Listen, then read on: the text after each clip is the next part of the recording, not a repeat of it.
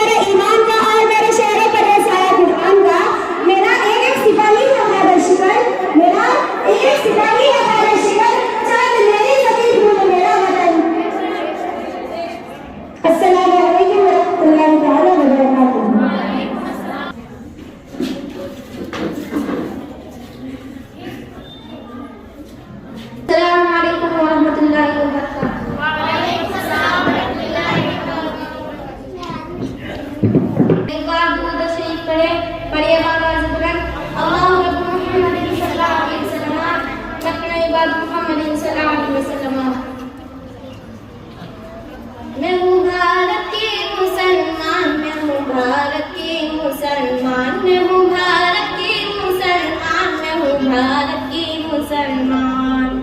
राजा मेरा ख्वाजा है, इस देश का सुल्तान, राजा मेरा ख्वाजा है, इस देश का सुल्तान। मैं हूँ भारत की मुसलमान, मैं हूँ भारत की मुसलमान, मैं हूँ भारत की मुसलमान, मैं हूँ भारत की मुसलमान।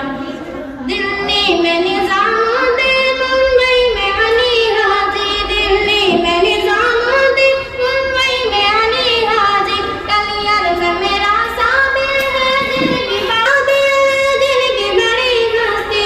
और शहर बरेली में, और शहर बरेली में, और शहर बरेली में रहते हैं रज़ा खान। मैं हूँ भारत की मुसलमान, मैं हूँ भारत की मुसलमान, मैं हूँ भारत की मुसलमान, मैं हूँ भारत की मुसलमान, मैं हूँ भारत की मुसलमान। ये लाल किला देखो, ये ताजमहल देखो, ये लाल किला देखो, ये ताजमहल देखो। मीनार की ऊंचाई है मिस्र जबल देखो, मीनार की ऊंचाई है मिस्र जबल देखो। जाओगे जहाँ पाओगे, जाओगे जहाँ पाओगे, जाओगे जहाँ पाओगे बस मेरी पहचान। मैं हूँ भारत की मुसलमान, मैं हूँ भारत की मुसलमान, मैं हूँ भारत की मुसलमान, मैं हूँ भारत की मुसलमान, मैं हूँ भारत की मुसलमान। छोड़ा तो न छोड़ूंगी बातें ये वतन में तो, छोड़ा तो न छोड़ूंगी बातें ये वतन में तो। बांधे हुए फिरती हूँ सीने से कफन में तो, बांधे हुए फिरती हूँ सीने से कफन में तो। मैं शान हूँ भारत की, मैं शान हूँ भारत की, मैं शान हूँ भारत की। भारत है मेरी जान, मैं हूँ भारत की मुसलमान, मैं हूँ भारत की मुसलमान, मैं हूँ भारत की मुसलमान, मैं हूँ भारत की मुसलमान, मैं हूँ भारत की मुसलमान। मैं सरताज आलम खबर 7 से हम लोग उत्तराखंड के हल्द्वानी में। सबसे पहले आपको योम जमहूरिया की बहुत बहुत मुबारकबाद। और आज हम लोग कोशिश कर रहे हैं कि हल्द्वानी में कुछ जगहें जहां पर हम लोग जा सकते हैं, आज वहां से ये तस्वीरें दिखाएं। इस समय हम लोग हल्द्वानी बड़ी मस्जिद के एक मदरसे में हैं, जहां पर अभी एक पर्दानशीन लड़कियों को आप देख रही थी जिन्होंने कि अंग्रेजी में स्पीच दी और अभी वो एक नज़्म पढ़ रही है कि हम हैं भारत के मुसलमान। वो अपनी खिराजे, वो अपनी अकीदत पेश कर रही हैं और ये बताने की यहाँ पर जहमत है कि आखिर वो कितना प्यार अपने मुल्क से करते हैं। आज इस बात को भी यहाँ पर पेश किया जा रहा है, क्योंकि सभी लोग जानते हैं 26 जनवरी 1950 को हमारा संविधान लागू हुआ और आज इस जगह पर अभी आप देख रहे थे कि यहाँ पर झंडा भी फहराया गया और उत्तराखंड अल्पसंख्यक आयोग के उपाध्यक्ष मजन नईम नवाब भी यहाँ पर मौजूद है और उसके आसपास के लोग भी यहाँ पर आए हुए हैं। अब मैं कोशिश करूँगा कि मैं उन्हीं की आपको सीधी बात सुनवाऊँ।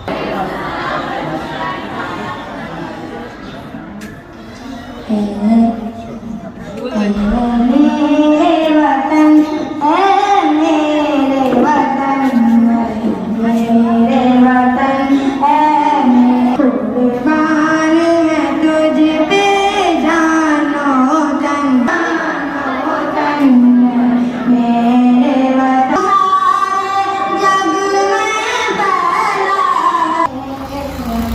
साथियों, अब मेरे साथ हैं उत्तराखंड अल्पसंख्यक आयोग के उपाध्यक्ष मजहन नईम नवाब, और आज वो यहाँ पर झंडा भी फहरा रहे थे, आज बच्चों को खिताब भी करेंगे।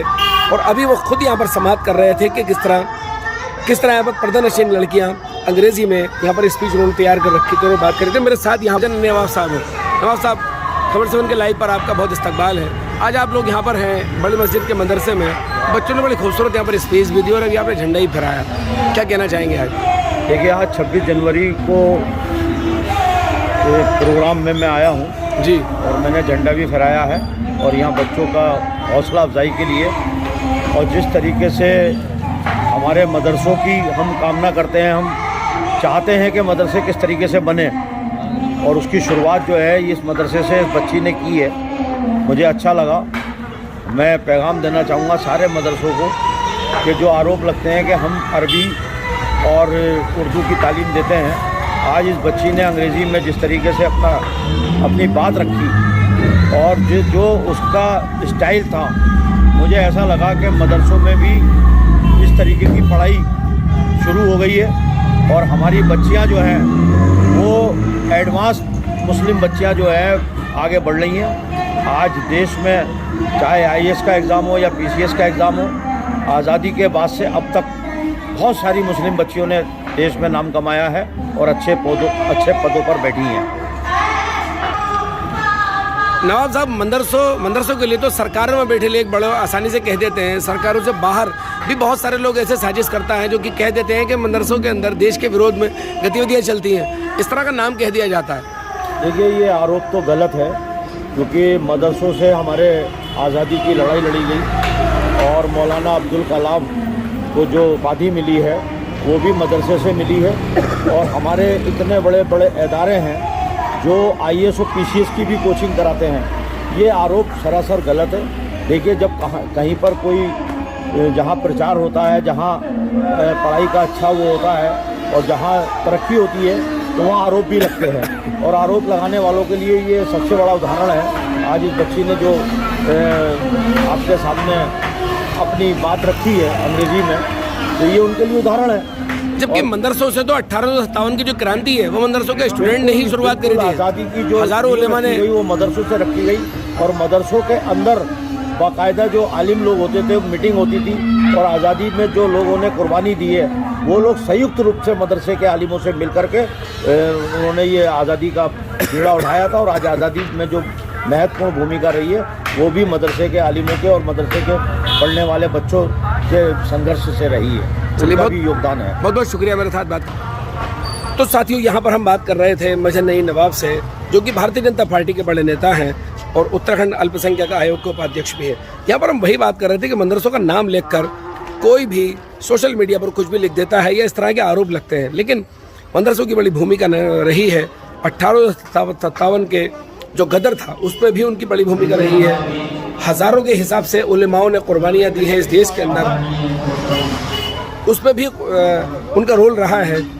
इस देश को आज़ाद कराने में जिस तरह हिंदुओं का रोल है, उसी तरह मुसलमानों का भी रोल है, उसी तरह सिखों का रोल है, तो उसी तरह ईसाइयों का भी रोल है। उसके अलावा जितने भी दीगर मज़हब और ज़ात के लोग हैं, सब ने मिलजुल कर इस देश को आज़ाद कराया, और 26 जनवरी 1950 को हम कानून लागू कर पाए, क्योंकि जब मुल्क आज़ाद हुआ तो उसके बाद कानून की भी ज़रूरत थी।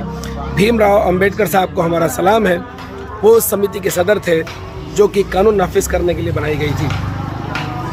और ये संविधान की ही बदौलत है कि हर मज़हब, हर ज़ात, हर तबके के लोग खुशी खुशी इस मुल्क के अंदर रहते हैं और इस मुल्क के लिए तरक्की के लिए काम करते हैं। तो साथियों, 26 जनवरी हमारे महान पर्व पर मैं आप सबको इस महान पर्व की बधाई देता हूं और मुबारकबाद पेश करता हूं। हमारे बीच में हमारी बड़ी मस्जिद के इमाम साहब, मस्जिद कमेटी और मदरसा कमेटी के हमारे अहदेदार। तो साथियों, ये हम हल्द्वानी की बड़ी मस्जिद का मदरसा, जहाँ पर लड़कियों की भी तालीम कराई जाती है तो लड़कों की भी तालीम कराई जाती है, वहाँ से ये सीधे लाइव तस्वीरें आपको दिखा रहे थे। आपको हमारी ये खबर कैसी लगी बताना ना भूलें और इसमें लाइक, शेयर और कमेंट ज़रूर करें। साथियों, मैं चलता हूँ, मैं आपका दोस्त, आपका भाई, मैं सरताज आलम, खबर 7।